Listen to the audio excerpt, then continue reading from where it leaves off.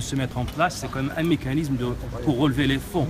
Et même si aujourd'hui les musulmans ont pu construire leur mosquée à 80% par leurs propres fonds, il y a une marge de 10 à 20% qui vient de l'étranger. Aujourd'hui, ce qui est en train de se mettre en place, c'est un mécanisme pour relever ces fonds et les rationaliser, permettre une meilleure utilisation, puis aussi d'ouvrir des horizons sur d'autres domaines que nous n'avons pas encore touchés aujourd'hui, parce qu'il est question de parler de pôles de formation en termes scientifiques, en termes de présentation de la civilisation musulmane, en termes sociaux. Il y a tout un certain nombre de domaines qu'il faut organiser et que le CFSM ne l'a pas fait encore. Il y a tout un certain nombre de domaines que le CFSM ne touchait pas parce qu'il est dans un dialogue avec les pouvoirs publics, organiser les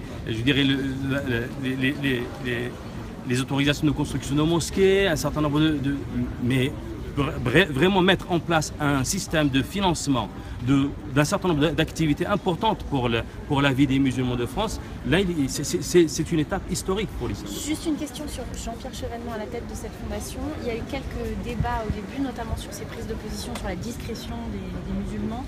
Aujourd'hui, vous dites que c'est l'homme qu'il faut après votre discussion avec M. Cazeneuve? Écoutez, je pense que Jean-Pierre Chevènement, c'est vrai qu'il était à l'origine, lors de l'Istichara, ce qu'on appelle l'Istichara 99, pour la création du CFSM. Il a joué un rôle important.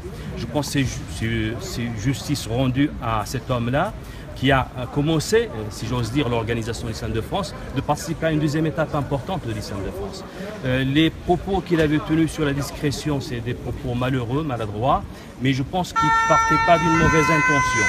En tout cas, je connais l'homme, c'est peut-être dans son esprit, c'est le fait que lorsqu'on veut être ce qu'on est, et on a le droit d'être ce qu'on est, il faut quand même tenir compte de la perception par les autres de ce que nous sommes.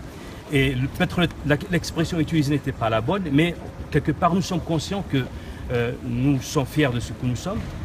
Nous avons la liberté de vivre, nous avons la possibilité de vivre dans une république qui donne la garantie totale à tout citoyen d'exprimer son appartenance religieuse, de sa pratique religieuse, mais en même temps, il faut toujours que les musulmans aient conscience qu'il faut regarder quelle est la perception qui est faite par ce que nous faisons. C'est important. Dans une société où la vie est collective, la fraternité a un sens. La fraternité, il a aussi cette dimension. C'est lorsque je fais quelque chose et que je sens que ça peut être une provocation, en tout cas ressentie comme provocation, je vais essayer de faire un effort pour rassurer, expliquer et ne pas faire quelque chose qui peut